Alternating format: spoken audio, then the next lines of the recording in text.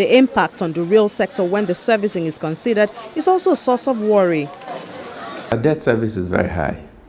It is indeed high. I mean, I think this year we're budgeting about 1.6 trillion naira of debt service. That is the situation we found ourselves in.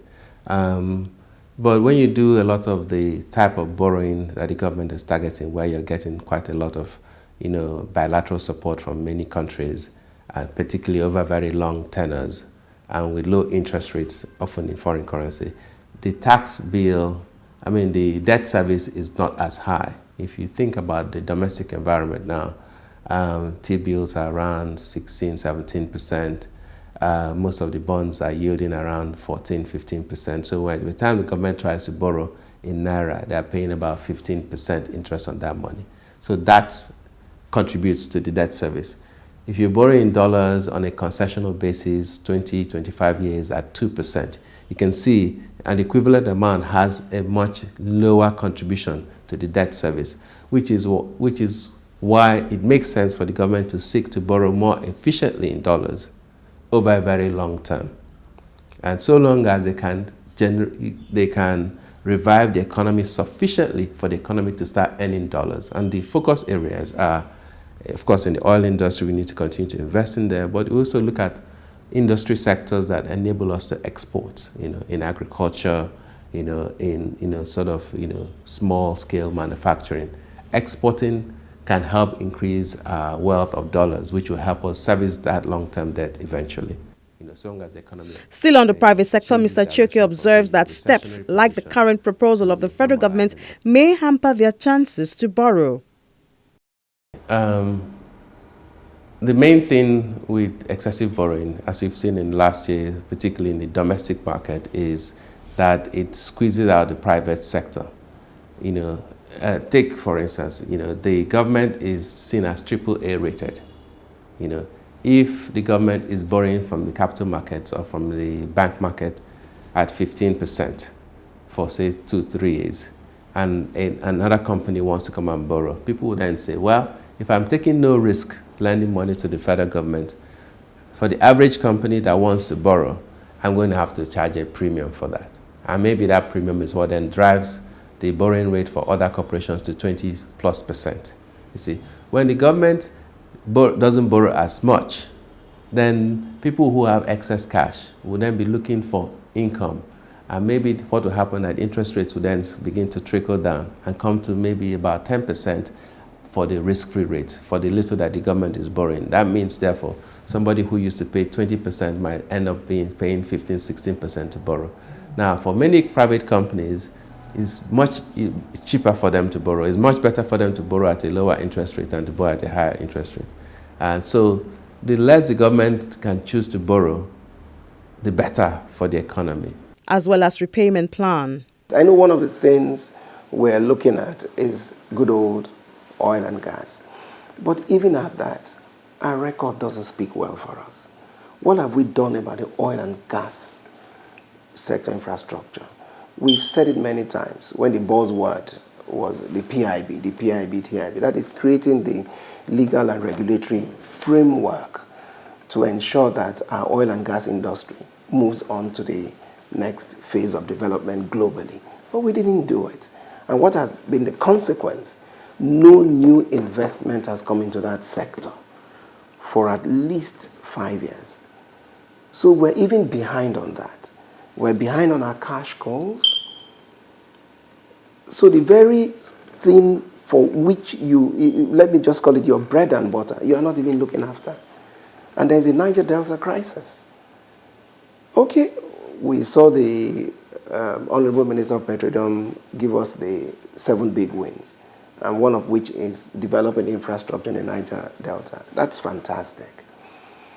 Peace is a prerequisite to development, and nothing should be held back to create peace in the area. What we've seen so far is too much of a blame game. What have your leaders done in the past? I'm not saying don't ask the questions, but what we should be looking at was that if we've done something wrong in the past, then let us correct it. With all these arguments on the table, the Senate has for now rejected the idea of the loan.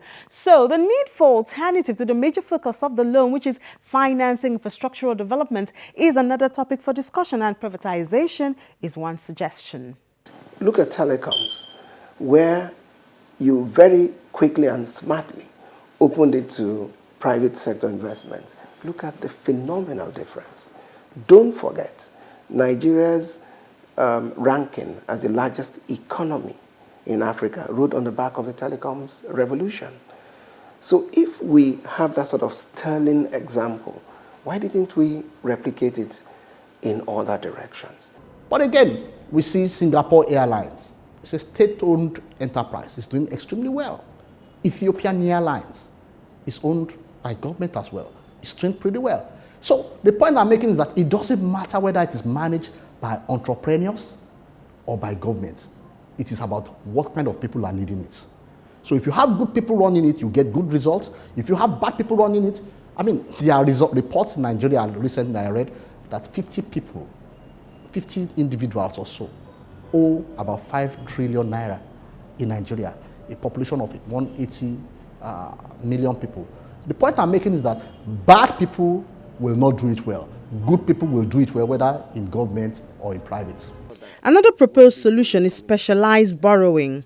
I would even prefer, instead of getting a holistic national loan, you look at specific sectors of the economy and borrow against that sector. And then you put infrastructure and make that sector pay. Looking inwards from the perspective of some Nigerians would require putting a pause on the borrowing plan and expanding the value chain connected to agriculture. We're not learning. We've abandoned our coal and also other solid minerals. We've abandoned our cocoa. We have abandoned our groundnut and cashew nuts. Our tomatoes are there spoiling in every part of the north. Our palm oil and all the other agricultural products are all wasting away. Our groundnut, we don't do anything about them. Our rice is there in abundance, very healthy, natural, fresh rice that we can bring to the market, that give us better value than the imported ones. What is government doing to drive the, processing of these products to the market? Anything short of industrialization is a non-starter. So if you want to talk about agriculture, we look for the value chain. Where's the value in agriculture? You've got to look at processing. So Switzerland produces chocolates, lots of chocolates, and they make good money from chocolates. But they don't plant a single cocoa tree. But that's agriculture. So you plant cocoa, how much do you sell your cocoa? The prices of your cocoa primarily is being determined in London. But the prices of chocolates are not being determined in London. Then you should get smart to understand that the value is not in planting the seeds, it's in processing and getting finished goods. Same thing with oil. So the prices of oil, OPEC tries to do certain things. But Singapore doesn't have oil, yet they have one of the biggest refineries in the world. So what are we doing? So the bottom line I'm talking about is, if you want to talk about agriculture, we are not even discussing it in the appropriate dimensions. The discussion on Nigeria's economy continues. Join us on our social media platforms as we pause here to return next week. I'm Amy Thompson.